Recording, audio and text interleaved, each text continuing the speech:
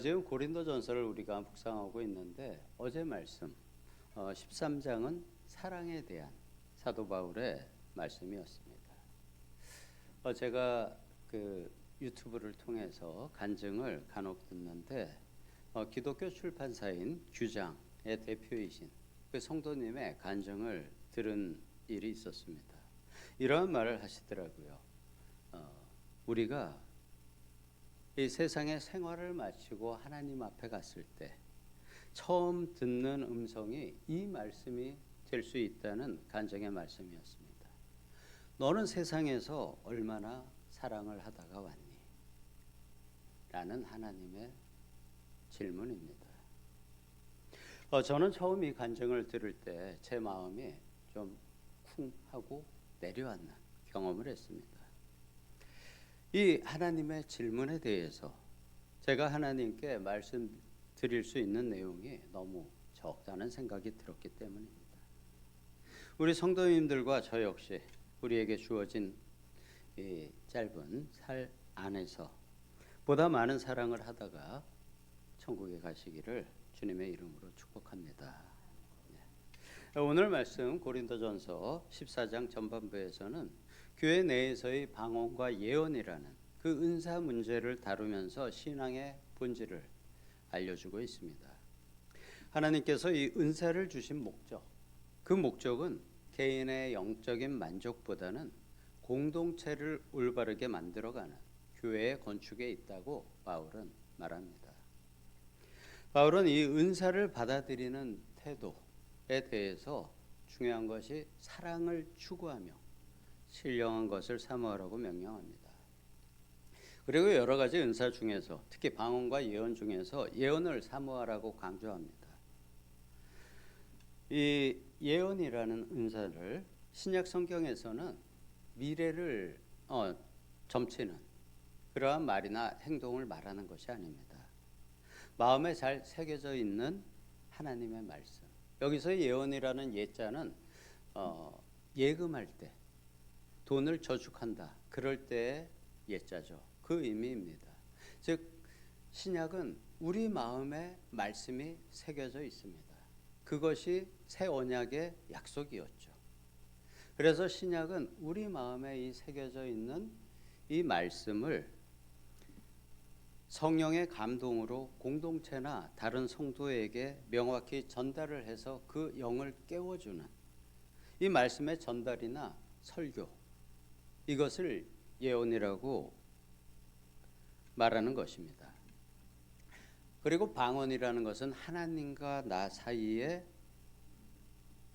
주고받는 언어입니다. 그런데 그것이 좀 다른 사람들이 알아듣기 힘들게 비밀스럽게 서로 말을 주고받는 은사이죠.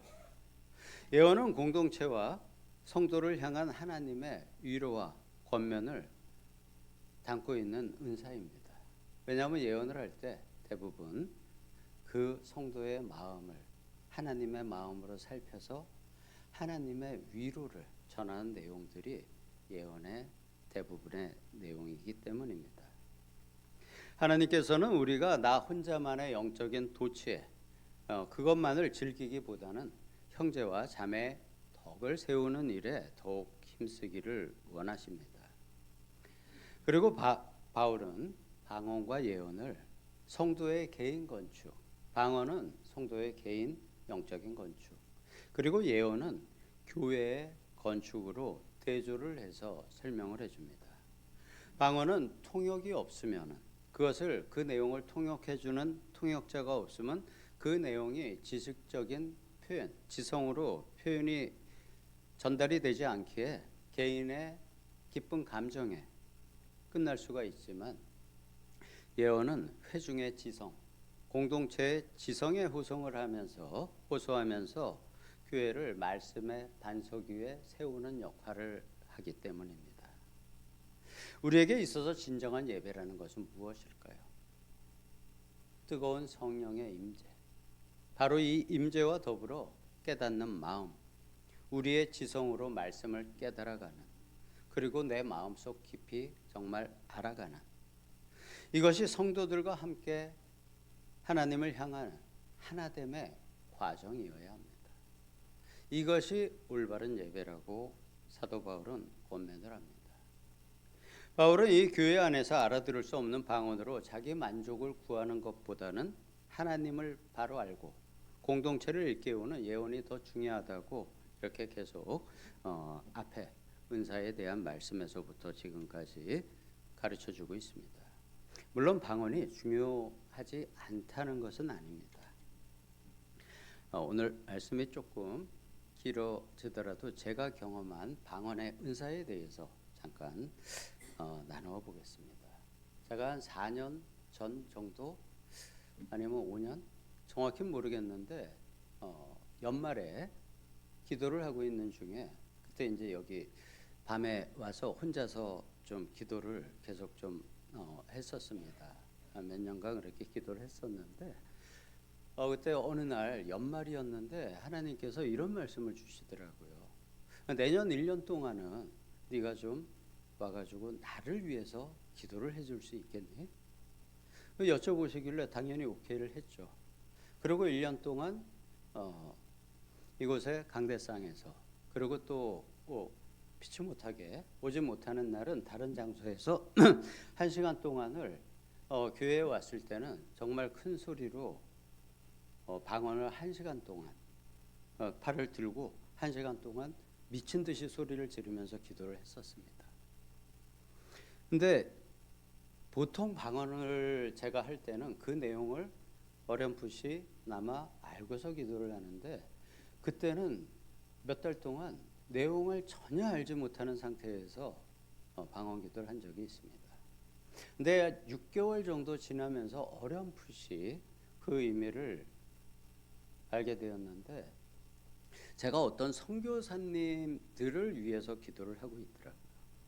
근데 그 선교사는 그분이 그 선교지에 있다는 것을 아무도 알지 못하고 뭐 후원하는 분도 없는 정말 이름도 없이 그리고 빛도 없이 그렇게 선교지에서 선교를 하고 있는 그러한 외로운 선교사들을 위해서 내가 기도하고 있는 것은 아닌가라는 그러한 감동을 또 주셨습니다. 그래서 나머지 기간도 아무튼 1년을 채우면서 열심히 이렇게 기도를 했던 적이 있었습니다. 이러한 경험이 저에게는 상당히 큰 기쁨이 되고 또 저의 영적인 성장에 많은 도움이 되었지만 사도 바울이 이야기하는 대로 이런 방언의 경험이 교회에 더욱을 세우는 것과는 상관이 없습니다. 그래서 하나님과 저 사이에 은혜를 받은 일이고 이러한 내용이 바로 사도 바울의 견해에 동의할 수 있기에 제 예를 잠깐 들어서 간증을 잠시 했습니다. 바울은 예배가 지성적인 이해를 수반해야 함에 대해서 7절에서 12절까지 해서 악기 소리에 비유해서 말씀을 합니다. 피리와 검은고가 분명한 음을 내지 못하면 곡조를 알아듣기가 힘들죠. 또 전쟁에서 나팔을 부는데 그 나팔 소리가 분명하지 않으면은 많은 병사가 함께 전투의 준비를 정확하게 하기가 쉽지 않아집니다. 이러한 경우와 같이 예배에서 성도들이 알아듣기 쉬운 말로 복음을 선포하지 않으면은 허공에 울려 퍼지는 헛된 소리가 되어 버리기도 합니다. 교회의 덕을 세우는 데에 일부 성도만 공유하는 것도 위험한 요소가 됩니다. 말씀은 그리고 복음은 전체가 공유를 해야 합니다. 함께 한 뜻으로 말씀을 공유하고 또 한 뜻으로 복음의 방향을 정해서 함께 나아가야 합니다. 전체가 공유하지 못하면은 자칫 지금 고린도전서 앞부분에서 얘기하고 있던 분파가 생길 수 있기 때문입니다. 교회 내에서는 은사가 다른 성도들이 소외가 되는 그러한 벽이 되어서는 안 됩니다. 서로를 나누는 벽이 되어서는 안 됩니다. 바울은 그것을 계속 강조하고 있는 것입니다. 은사라는 것은 반드시 형제를 깨우고 교회를 연합하게 하는 따뜻한 사랑의 통로가 되어야 합니다. 은사는 사랑의 통로가 되어야 한다. 이것이 바울이 가장 강조하고 있는 내용입니다. 그러기 위해서는 이 은사의 사용을 사용자가 많은 고민 그리고 묵상 후에 사용함이 필요합니다. 사도 바울은 누구보다 방언을 많이 말할 수 있었지만 공적 예배 상황에서는 철저하게 절제를 했다고 합니다. 15절에서 이렇게 이야기하죠. 내가 영으로 기도하고 또 마음으로 기도하며 내가 영으로 찬송하고 또 마음으로 찬송하리라 라고 고백을 합니다. 영적인 사역과 마음의 사역이 적절한 균형을 이룰 때 비로소 예배는 온전해집니다. 현대적인 표현으로는 성령의 함께하심과 말씀의 균형이 필요하다는 것입니다. 19절에서 또 이렇게 이야기합니다. 교회에서 내가 남을 가르치기 위하여 깨달은 마음으로 5마디 말을 하는 것이 1만 마디 방언으로 말하는 것보다 나으니라.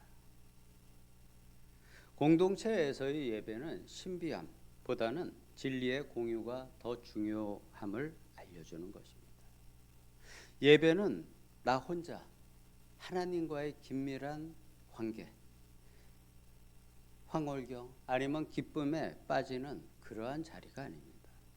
예배는 하나님의 말씀이 공동체의 언어로 선포가 되고 누구나 알아들을 수 있는 말로 선포가 되고 그 말씀이 우리의 지성, 우리의 지식을 밝혀주고 그래서 그것이 비로소 삶의 변화를 일으키는 지성과 영성이 함께 깨어나는 영적인 축제가 되어야 하는 것이 바로 우리의 예배입니다. 세상은 옛날부터 지금까지 여전히 혼란과 위기 속에서 참된 소망을 찾지 못해서 많은 사람들이 방황하고 있습니다. 특히 지금 현대 4차 산업 문명의 초입에 있는 지금은 10대에서 30대까지의 청년들과 청소년들 그들은 마음이 더욱 공허해져 가는 세상입니다. 세상 살기가 힘들어지고 있습니다. 그리고 급격한 변화를 겪으면서 내가 무엇을 해야지 되는지 찾지 못하고 방황하는 청년과 청소년들이 많이 발생이 되고 있고 더 많이 생길 것입니다. 세상이 채워주지 못하는 그들의 빈 마음, 그것을 채울 것을 찾아서 헤매이고 있습니다. 그들은 지식이 많은 세대입니다. 그렇지만 그 지식만으로 채워지지 않는 그들의 지성, 그리고 무엇보다 그들의 마음. 그래서 그들은 그것을 감성으로 채우기 위해서 여러 가지를 찾아 헤매고 있습니다. 그곳에 바로 올바른 영성이 심어져야 하고 우리가 그것을 공급해주는 공급자가 되어야 합니다. 그들은 세상의 성공을 위해서 중고등학교 시절에 인생을 공부에 바치게 되죠.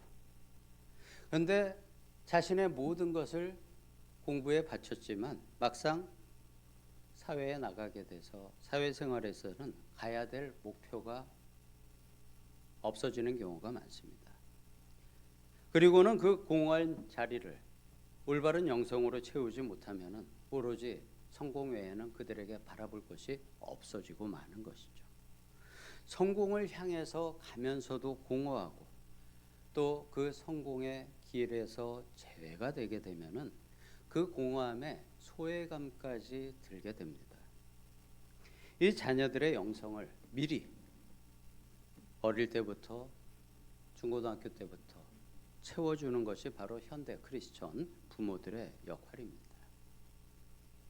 이러한 혼란과 또 단절의 시대일수록 성령 충만한 그리스도인은 세상의 풍파에 흔들리는 나약한 존재가 아니고 다니엘이나 그 친구들과 같이 믿음의 분명한 중심을 잡고 하나님 말씀을 삶에서 증명해야 되는 바로 이러한 영성 지도자가 되어서 세상의 많은 젊은이들에게 좋은 삶의 본보기를 우리 어른들 그리고 또 우리의 자라나는 자녀들이 보여주어야 합니다.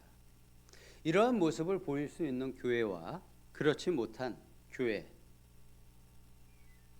그리고 또 성도들은 앞으로 더욱 영적인 부익부, 빈익빈이 심해지게 될 것입니다.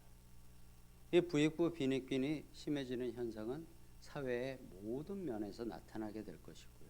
이것은 영적인 면에서도 역시 마찬가지일 것입니다. 초대교회에는 건물이 없었고 체계적인 시스템도 부족했습니다. 그렇지만 이 시대의 성도들은 성령의 역사를 그 시대에 그 사도 시대의 성도들은 성령의 역사를 매 순간 체험을 했었습니다. 지금 우리에게 필요한 것 역시 세상의 윤리, 도덕적인 수준 그것을 넘어서는 성령님께서 주시는 초자연적인 영성, 능력, 두나미스의 영성이 필요합니다. 이 은사는 나를 드러내기 위함이 아니라 나의 가정을 살리고 이웃의 성도들과 격려하고 그들과 함께 영적인 교제를 나누고 우리의 신앙 공동체를 견고히 세우기 위해서 우리에게 주어지는 것이고 우리가 서로 나누어야 하는 것입니다. 이 시대의 청년 이하의 다음 세대를 위해서 우리는 마음을 모아서 기도해야 합니다. 우리의 자녀, 대한민국의 젊은이들만이 아닌 온 세계의 모든 청년 이하의 세대들을 위한 그 기도가 앞으로 다가오는 세상을 살리는 영적인 반석이 될 것입니다. 우리가 머무는 모든 곳에 성령의 강력한 역사가 일어나기를 간절히 소망합니다. 성령의 충만함으로 환경을 돌파하고 우리의 입술로 5마디의 진리를 선포하여 죽어가는 영혼을 살리는 참된 예배자들이 되시기를 주님의 이름으로 축복합니다. 우리의 삶이 온전한 예배가 될 수 있을 때 우리의 공동체는 세상에 감당할 수 없는 하나님의 나라를 만들어가게 될 것입니다. 주님께서 우리와 동행하시며 온 세상을 주님이 거룩함으로 인도하여 주시기를 거룩하신 예수님의 이름으로 축복하며 기도드립니다. 아멘. 아버지 하나님, 이 세상은 자라나는 우리 청년, 청소년, 우리 자녀들의 마음이 더욱 어려워져 가고 있습니다. 물질적인 충족을 누리지 못하면 뭔가 소외감이 들고 힘들어합니다. 이 세상의 많은 젊은이들이 그러한 어떤 세상을 바라보는 것이 아니고 세상적인 것으로 서로를 비교하는 것이 아닌 아버지를 향한 주님을 향한 영적인 눈을 뜨게 하여 주시옵고 그 영적인 깨달음으로 아버지 앞에 온전히 나아가는 새로운 세대가 되게 하여 주시오며 그것을 위하여 우리의 마음에 더욱 모아질 수 있기를 예수님의 이름으로 기도드리옵나이다.